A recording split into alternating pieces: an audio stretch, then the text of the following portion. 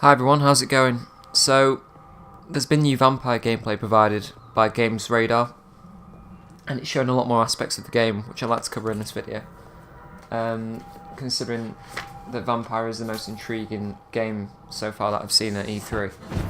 And I think it just might be the most important RPG of the year for the story premise, and the fact that it's the first fully fledged Vampyr RPG that I've seen.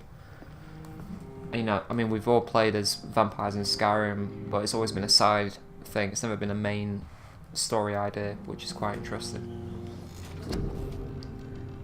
I've never seen it brought to life in this sort of open world setting as well, where you've got so much choice, so you can choose between more of a human side and more of a vampire side, which is pretty cool. The character you play as is a man called Jonathan Reid, a medical surgeon who has turned into a vampire through means that's not yet known to the player when they're playing the game.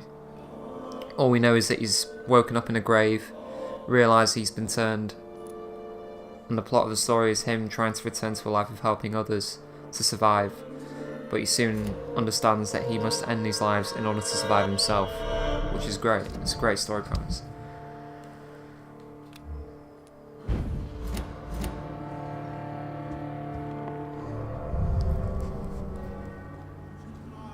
The gameplay you're seeing right now is very similar to Dark Souls in terms of the combat. So you've got two weapons, which is considered the human skills to upgrade, which are the sword and the pistol, which is what you use in Bloodborne, I think. I think in Bloodborne you've got a side weapon as a pistol. And then you've got various vampire abilities to use throughout combat, which are upgraded through feasting on others. So you're obviously going to be a bit of a bad guy throughout to upgrade. Or you can choose not to. I've heard that you can go through the entire game playing as a human. Well, you're a vampire, but playing more human sides and those choices and conversations.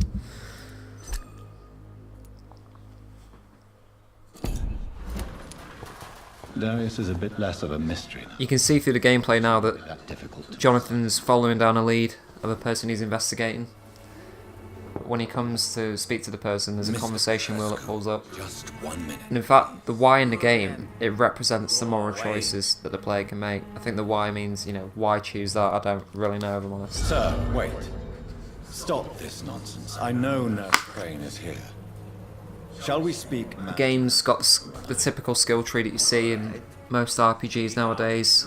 You upgrade both the vampire and human skills, To help the but you can also keep track of all the people you're investigating and helping. Nothing like you. So, patients you're treating, people you're hunting down, because there are other vampires in the game, as well as the enemies you saw before that Jonathan was fighting. I think they're the hunters, so they're hunting the vampires down and part of a secret order, which we'll learn more about when the game comes out. Right, I'll let you see Dorothea.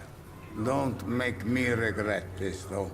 The quest system in the game, which we can see a bit of now, it works through saving or turning the population of London, where the game's set, during the time of Spanish flu, which was a 20th century epidemic, which was quite serious at the time. But Jonathan's trying to help. But he also has to resist the temptation of turning others and joining that side, which is great, in my opinion.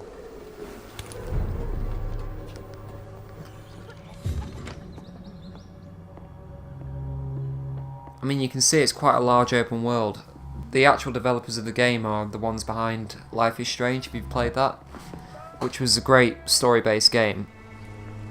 But this is their first sort of fully fledged vampire open world big game, so to fit that sort of story and build it around everything else is going to be quite a challenge for them. It's a lot to live up to, given the reputation that Life is Strange has got.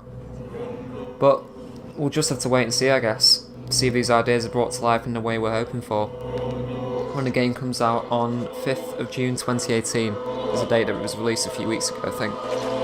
So yeah, hope you enjoyed the gameplay, guys. And for more discussion videos, gameplay, stay tuned.